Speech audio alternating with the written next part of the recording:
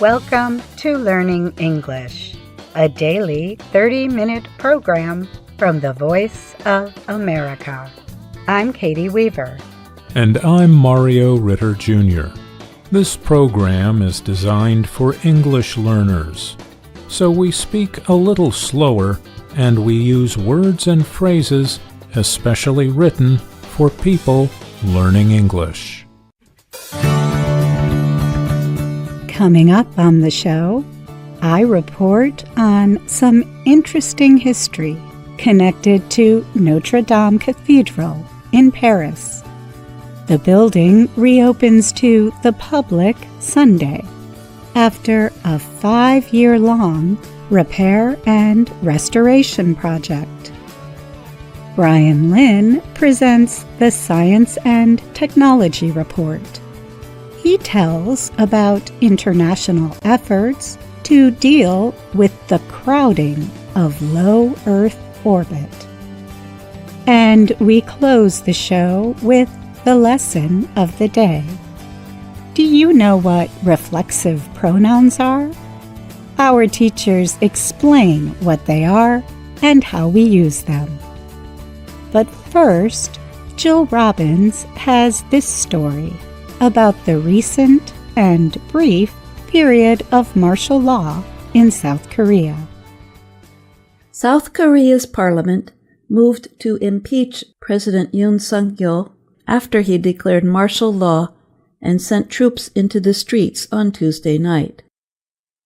For several hours, armed forces with helicopters and armored vehicles surrounded the parliament. Lawmakers had to climb walls to get into the building and used fire extinguishers to hold off the troops.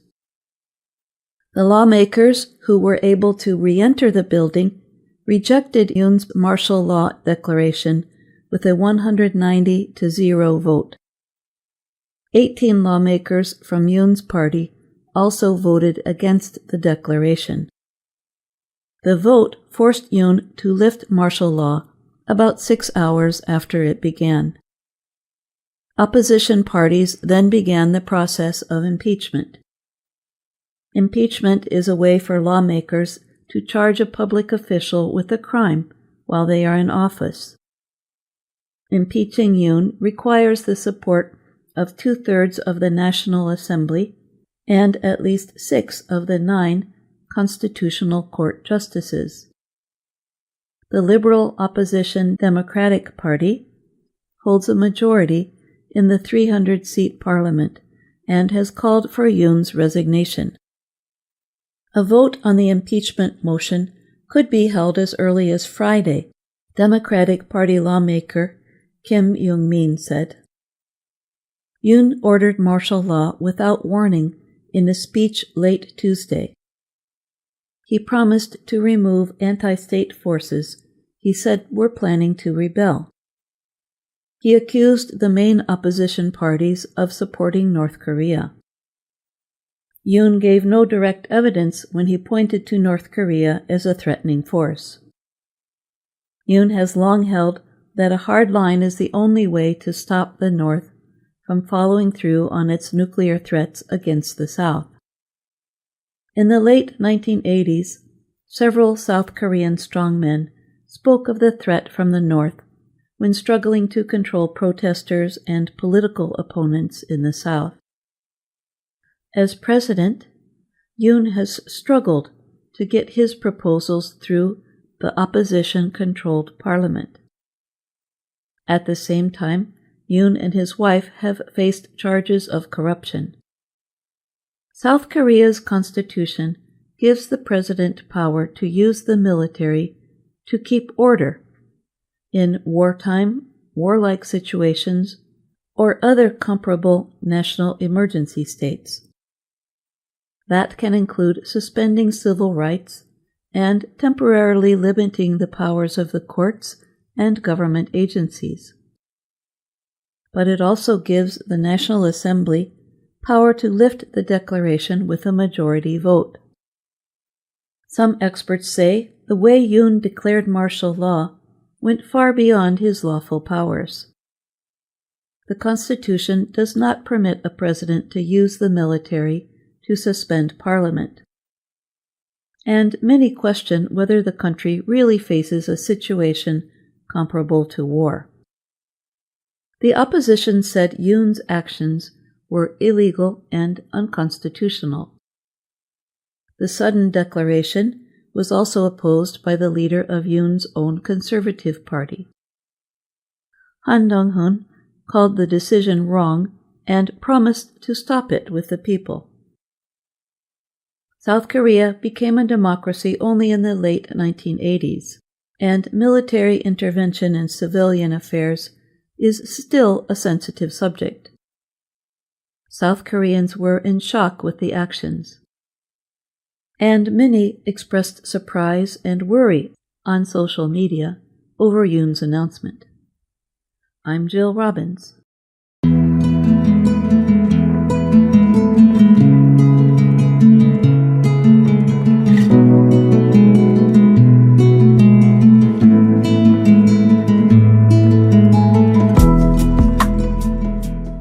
Notre Dame Cathedral in the French capital of Paris is set to reopen to the public Sunday, after a 5-year-long rebuilding project.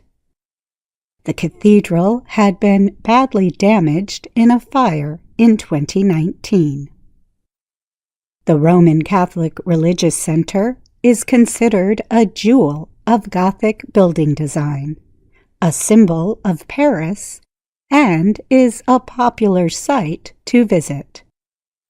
The cathedral took 182 years to build, between the 12th and 14th centuries. It holds some surprising stories. Here are 5 special things to know about this famous Parisian site. In front of the cathedral, a metal and stone marker in the road describes the place as the starting point of the roads of France. This sign marks the starting point for measuring distances between Paris and other cities across the country. The marker was placed in 1924, but the idea of the cathedral as the center of the nation dates to 1769. King Louis XV thought there should be a central site for France's growing system of roads. That idea tied the nation's geography to its heart in Paris. Those frightening stone statues on Notre Dame might seem ancient, but not all of them are what they appear. The gargoyles are monster-shaped elements used to direct rainwater away from the building. They have been around since the time of the cathedral's construction. But the monster-like creatures often seen in photos and movies are chimera, and they are much newer. In 1841, the French government asked the architects Eugène Viollet-le-Duc and Jean-Baptiste Lassault to repair the then-collapsing building. Viollet-le-Duc added these frightening-looking statues to make the cathedral seem more mysterious. He drew ideas for the chimera from Victor Hugo's famous book, The Hunchback of Notre Dame. How to tell them apart? Gargoyles resemble horizontal spikes coming out of the facade and have spouts to permit rainwater to flow out. During the French Revolution, there were protests of religious centers. In 1793, revolutionaries took away the cathedral's religious symbols and renamed it Notre Dame de la Raison, or, in English, Our Lady of Reason. During that time, the cathedral held events celebrating science and new ideas. And for a short time, it was even used to store the alcoholic drink called wine. Religious services started again in 1795, under the rule of Napoleon I. In 1792, revolutionaries also cut the heads off 28 statues from the front of Notre Dame, thinking the statues were of French royalty. They were really representations of ancient kings of Judah from stories in the Bible, the Christian holy book. The heads were thought lost forever. But in 1977, workers working in a courtyard in Paris uncovered hundreds of pieces of stone sculptures. Experts confirmed they were the missing heads of Notre Dame's Kings of Judah statues. Today, 22 of the heads have been repaired and are shown at the Cluny Museum in Paris. The 2019 fire that almost destroyed Notre Dame caused a serious health risk. When the flames melted the top of the building, large amounts of harmful lead dust were released into the air and came down across Paris. Officials found there were no rules to measure the danger of outdoor lead dust. This was not just a Paris issue. Major cities like London and Rome, and even the World Health Organization, do not have guidelines for outdoor lead pollution. The Notre Dame fire forced officials to take a closer look at their safety standards. It took 4 months for the city to complete an extensive cleaning of the city's streets, even as visitors and the citizens of Paris walked around the cathedral every day. Now that you know these 5 things, you can enjoy seeing the photos of the new Notre Dame when it opens to the public.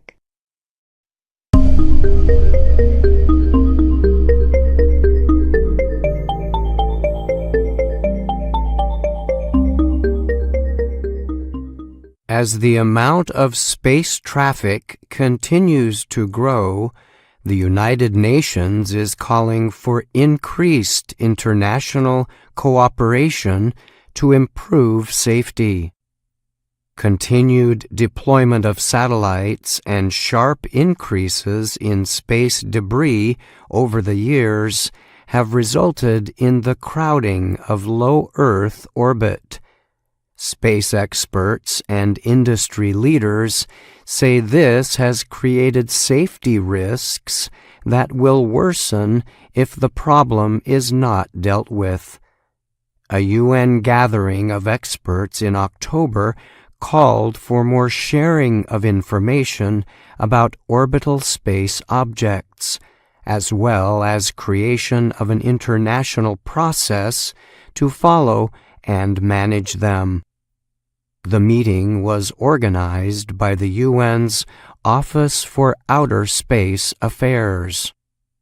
Data from the American-based company Slingshot Aerospace suggests there are more than 14,000 satellites around the world in low Earth orbit. That number includes about 3,500 satellites that are currently inactive, Reuters news agency reports. In addition, there are about 120 million pieces of orbital debris left over from spacecraft launches, crashes, or other causes. Only a few thousand of those are large enough to follow or track. There's no time to lose on space traffic coordination, the director of the UN's Office for Outer Space Affairs, Arti Halamani, told Reuters. She added, "With so many objects being launched into space, we have to do everything we can to ensure space safety, and that means facilitating the sharing of information between operators." Halamani explained that such coordination should involve both public and private organizations. The goal is to take steps to avoid crashes between space objects orbiting in low Earth orbit. She added that this area of space must remain safe to prevent costly difficulties to technologies that drive worldwide communication, navigation, and scientific exploration.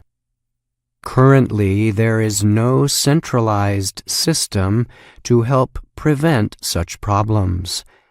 It has also been difficult for organizations to agree on a set of guidelines aimed at improving safety in low Earth orbit.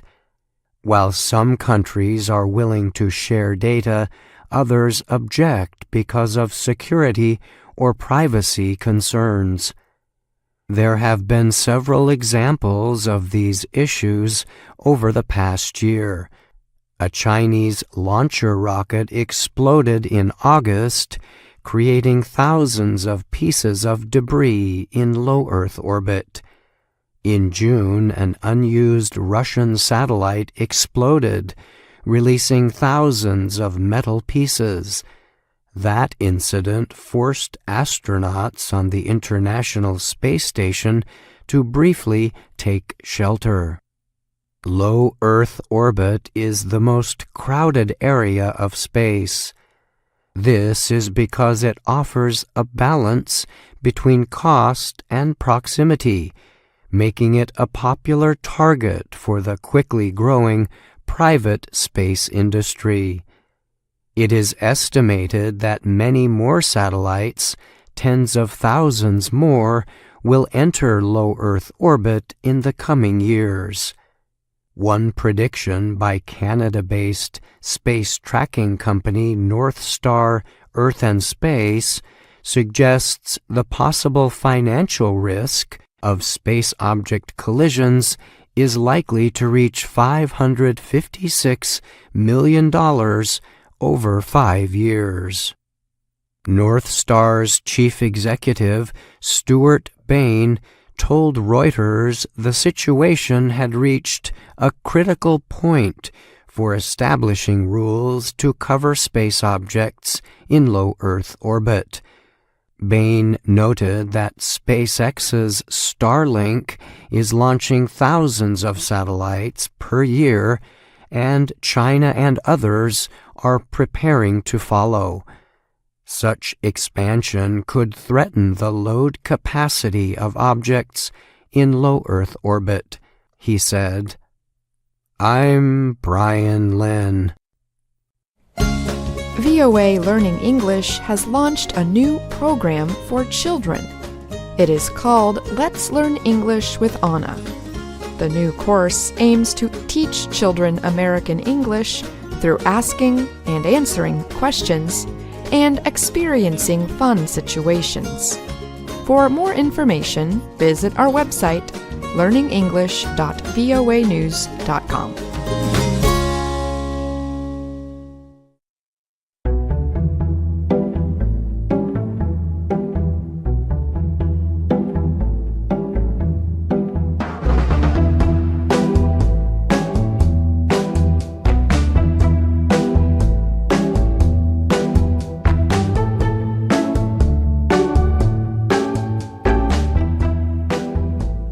And now it's time for the lesson of the day on the Learning English podcast.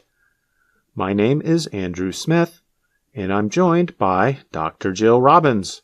Hi, Jill. Hi, Andrew. Our lesson is based on our video series, Let's Learn English. The series shows Anna Mateo in her work and life in Washington, D.C. Here's Anna introducing herself. Hello, my name is Anna Mateo. In our previous lesson, we listened to Lesson 17 of Level 2 of the series. The story of Lesson 17 continues in Lesson 18. In the story, Anna and Pete each have to take care of a baby for 1 week. But their babies are not real. Instead, they are bags of flour. Anna's boss, Ms. Weaver, wants Anna and Pete to learn about single parents who take care of children by themselves. To do this, she tells Anna and Pete to keep their bags of flour with them at all times. Today, we'll find out how well Anna and Pete took care of their flour babies. And like Lesson 17, Lesson 18 uses many reflexive pronouns, which we taught in our previous lesson of the day. Those are pronouns such as myself, yourself, itself, themselves, and so on. But Lesson 18 teaches one more thing. It reminds us that when we use a preposition of place, such as the words next to, around, near to, or beside, we cannot use reflexive pronouns after them. Instead, we just use object pronouns.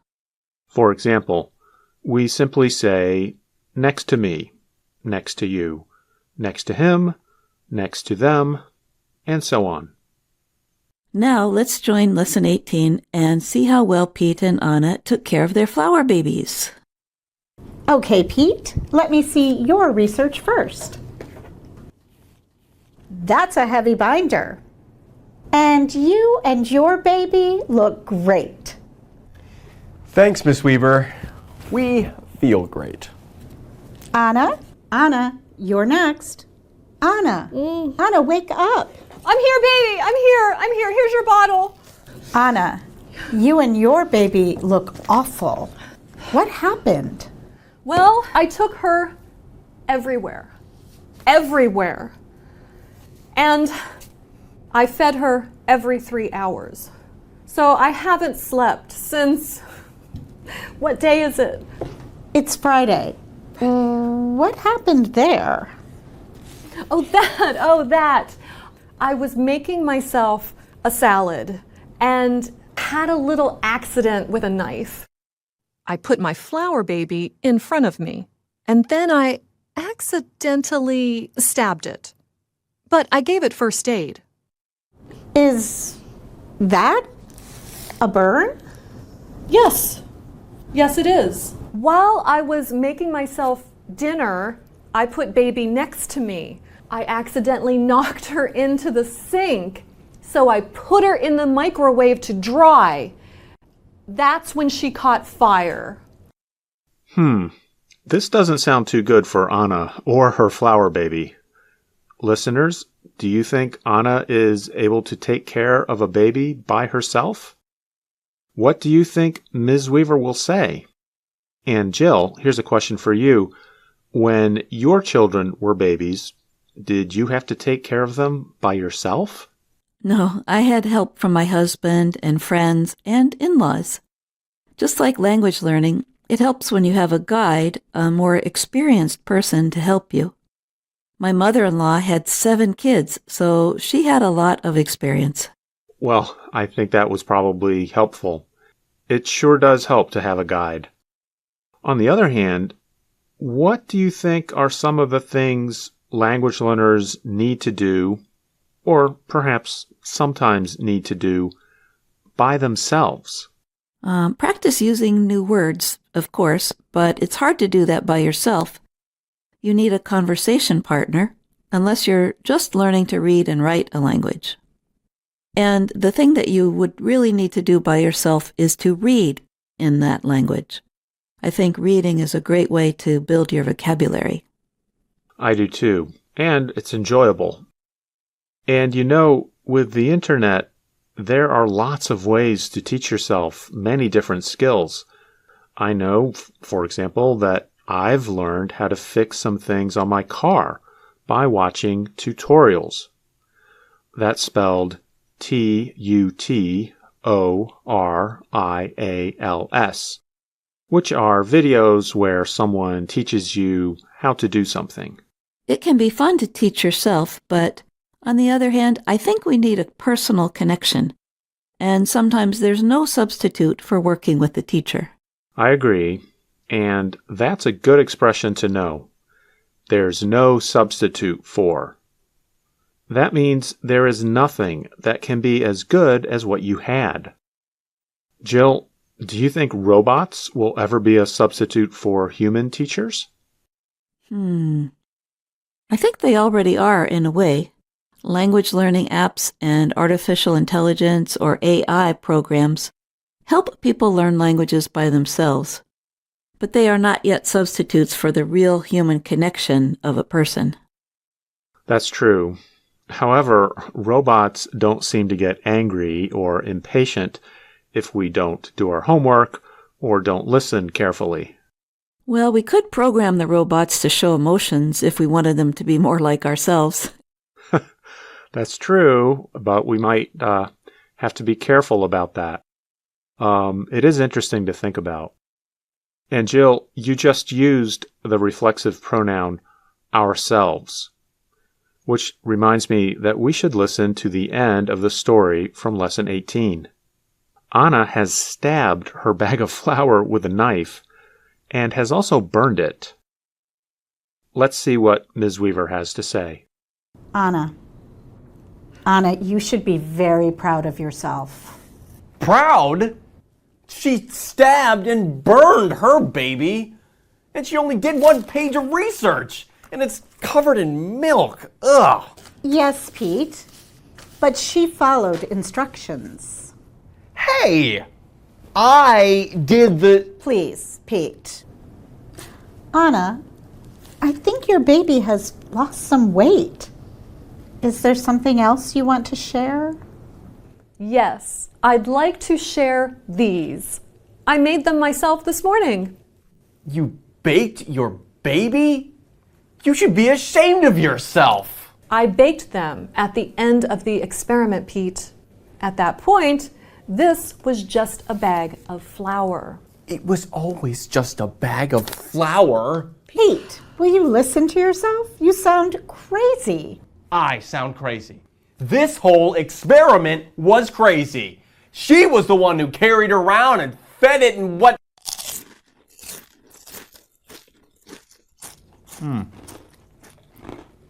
That is good.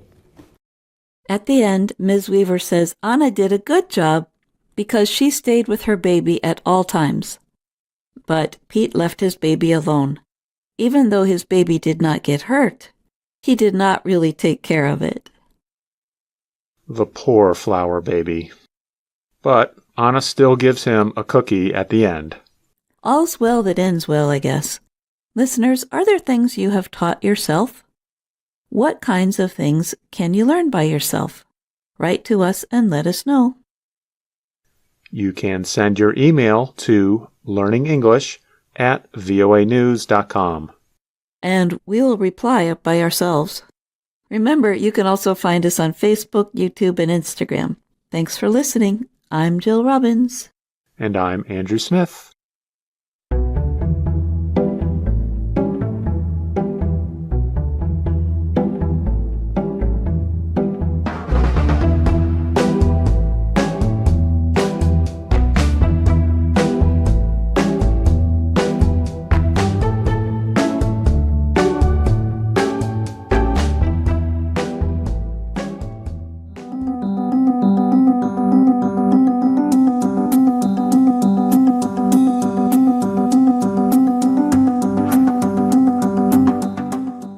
That's our show for today. But join us again tomorrow to keep learning English on the Voice of America. I'm Katie Weaver. And I'm Mario Ritter Jr.